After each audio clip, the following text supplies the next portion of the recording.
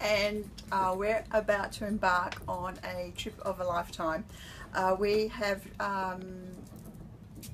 championed with Chimu Adventures and the McGrath Foundation, and Tracy McGrath and Ken Doan are actually going to Antarctica, and to raise money and awareness for the breast care nurses, they've called it Pinktarctica. So as soon as I found out, because of our my association with breast cancer, which is now 10 years gone, thank goodness, John and I decided that yes, we are going to go to Antarctica. The first thing that comes to mind is going, oh my God, we're going to go across that Drake Passage. And I thought, I've got to ring John or come and see John and ask him how we can avoid the dreaded seasickness. So John, Yay. Please help me Yes. cope with that Drake Passage without being sick. Oh, it's such a pleasure. And to cope for everybody, actually. Seasickness actually is not what it's called. Seasickness is shock, the human body going into shock. And it goes into shock because we are very old-fashioned in our sensory systems. So our eyes know we're going on a boat, our brain knows we're going on a boat, but our sensory apparatus, which combines to tell us where our body is, doesn't know what a boat is. So what happens is the boat is like a constant earthquake. The ground is moving. As far as our body is concerned, the ground is moving beneath our feet, and it is shocking. So we go into shock. And it's utterly avoidable if we educate our sensory system. Your head does this all the time. Actually, your head does this all the time. When you're going up in a lift, when you're going down in a lift, when you're climbing steps, when you're going for a jog, your head's doing this all the time. And as your head is the centre of the sensory apparatus that's telling you where your body is, I mean, you can close your eyes, you know that your head's here, and you know that your head's tipping, blah-de-blah, right? So when a boat takes your head for a walk, because what a boat does with your head is it moves it from side to side like you're going for on a bit of a jump. If you're sitting at the front of the boat, it does it more. If you're sitting at the back of the boat, it does it less. If you're sitting on the side of the boat, it does it more. And if you're sitting in the centre of the boat, it does it less. So first of all, where you sit and where you stand is important. Oh wow. So if you want a stable environment, you're not the kind of person who likes going on showground rides, go to the back and towards the centre. Now what about the apparatus that's telling your body what's happening to your body? Your skin. Get some wind on your skin. So your skin says, I'm going for a walk, because your head is saying, I'm going for a walk. Get some wind on your skin. Take off your hat so that your hair, every one of these hairs is connected to a nerve, so that your hair is getting sensory information. Your hair is saying, oh yeah, I'm going for a walk, I'm in the wind. So is that why they recommend, if you're feeling a little bit nauseous, to go outside? Absolutely. But there's a whole bunch of things which are going to happen to you outside, which are all helping your body understand what's going on. And so we've talked about your skin, we've talked about your hair. Now your eyesight, if we come in from your ears, and we go in about 3 centimetres, we come to some tubes which are coiled around. They're the ones which, when we tip our head, tell us that our head is tipped. They're the ones that measure how fast we're accelerating through space. They're the ones that tell us if we're rising and falling. These, but they haven't got eyes. They're blind. All they measure is what's happening with gravity. So, and it's got a very short memory. That part of our sensory system forgets within 20 seconds. And some other time I'll tell you how that has killed a whole bunch of people who go up in planes, but I won't do it now. No, please not. No. Okay, so we're now going to talk about what are you going to do about this invisible part of you that's measuring what's happening to your head and doesn't have its own brain and doesn't have its own eyes. Well, it's telling you what's happening. You've got to use your knees, because when you go for a walk, I don't know how much you weigh, keep it private, but I weigh 98 kilos. With every step, I'm getting a shock loading on my left knee, then my right knee, then my left knee of 98 kilos. That's a lot of shock. When my knee membranes experience that shock, they're communicating to my vestibular system, the rest of my body, that I'm walking. Now, if my body believes that I'm walking, my vestibular movement is acceptable. Because when you're walking, when you're going up steps and going down steps, you never go into shock. But if a boat does it to you, you do. The secret is in your knees. So, you need them. You do. Oh, God. So I'm going to show you, all right?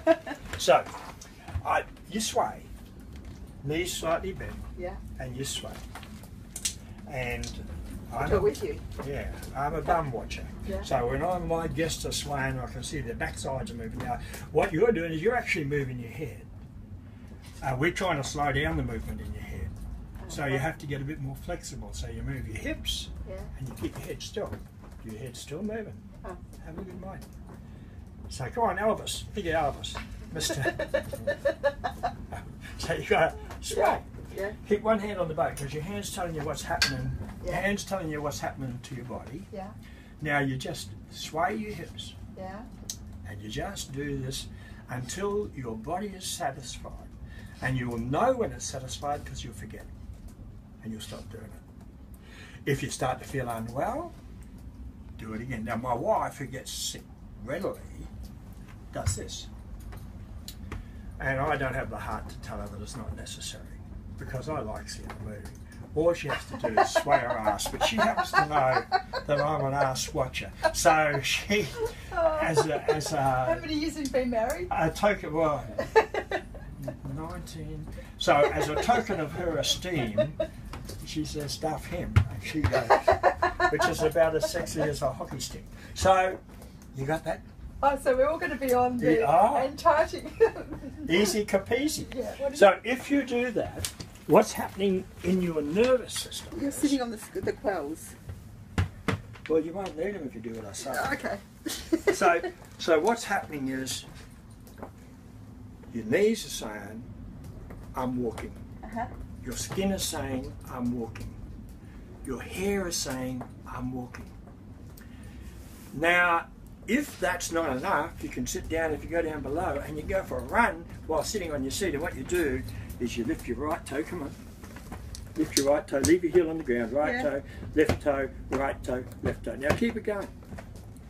Keep it going. You don't have to look, you know where your toes are. So have a look outside, have a look at the world, and especially have a look at something that is still. Keep your feet walking. Don't stop. Right. Now you're looking at something which is still. The reason you're doing that is because you rely hugely on eyesight to know where your body is. Remember I told you that this part of your vestibular system, the inner ear mechanisms, hasn't got eyes? So if you use your eyes to persuade your vestibular system that all is still, within 20 seconds it forgets the motion and believes your eyes. That's why you stare at the horizon. Because the horizon is still. And the fact that the boat is moving on the on the ocean can be overwhelmed by the visual information. We rely so much on our eyes. That's how you chose John as a partner. Oh, I know. You relied on your eyes. So Yeah. you didn't let your brain get it. No, it's got nothing to do with heart. It's got to do with chemistry, trust me. So you've got that, so you sway your ass, not your head. Yeah. And when you're down below, you're walking. Now, you stopped, didn't you? Yeah. And I had to remind you, and that's what you have to do for your friends. Yeah. Because when people start to go into shock, bodies go into shock if the information coming to their bodies from their skin, their sensory apparatus, is arguing. So if my head says I'm going for a walk, and my knees do not, I will go into shock, and we'll call it seasickness. No such thing. It's shock. Feels terrible. So we're going to have a wonderful time, not a shocking time. Absolutely. Yeah. And if you do this, Within about 3 minutes, you'll be panting. You stop for a reason, it's because you're not fit. If you kept going with this, your body thinks you're running. So your heart speeds up. Take your pulse. See how it speeds up. You can verify what I'm saying to you. As your heart speeds up, you have to lift your head to get enough air. So now you're getting oxygen. Your blood is becoming deeply oxygenated. So you're thinking more clearly because you're going for a run. At the same time, you were designed to run to get to John, to get to a mate, to get away from a mate if you're just not interested in what he's proposing. You were designed to run to get food, and you were designed to run away from danger. 4 things. That's your body design. None of it involves having a crap. So, if you're running away from a tiger, you cannot afford to squat in the bush on the side. So your body very conveniently paralyzes your intestines and your bowel motions, and it paralyzes your ability to vomit. So if you're running on the spot, unless you're a triathlete and you've overtrained, you cannot get sick. There's more. Within 3 minutes, your brain says, "Oh, well done, Miller, you survived."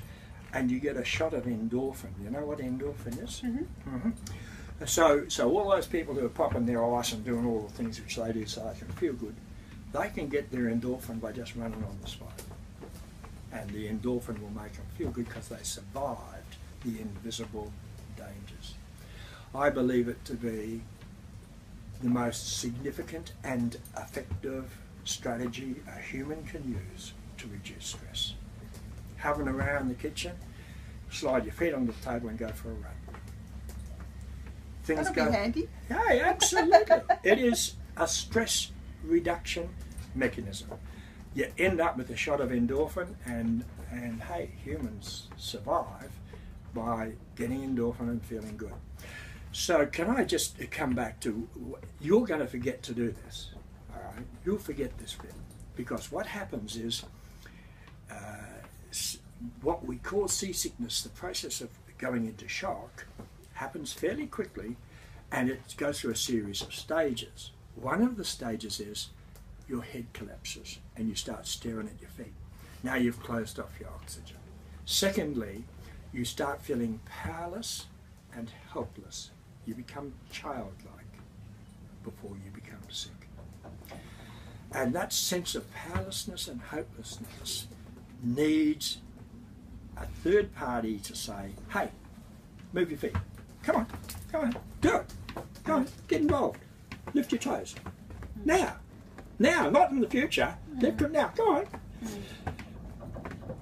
And the person will start to slide off and say, "No, move your feet now." And if they don't, you grab their feet and you grab their knees and you make them move, because we are a history book and we tend to live out what we expect to happen. So if people have a history of feeling crook on a boat, or when their body gets into motion, it needs somebody to step in and close that page and say, Open a new one. "You don't need to do that." No. Change where the person's sitting, change how they're sitting. They may be too hot, because bodies aren't designed for boats. So when we're going into the wind, we get cold. When we turn around and start going down, all that clothing is superfluous. And we need to take it off, because our body cannot cope with body temperature adjustment without our brain thinking about it. So you work as a team, supporting each other, and working through this terrible sense that we get when we feel powerless on something that we are not driving, that we are not managing. Well, you can fix it. Thank you, John. That's a awesome.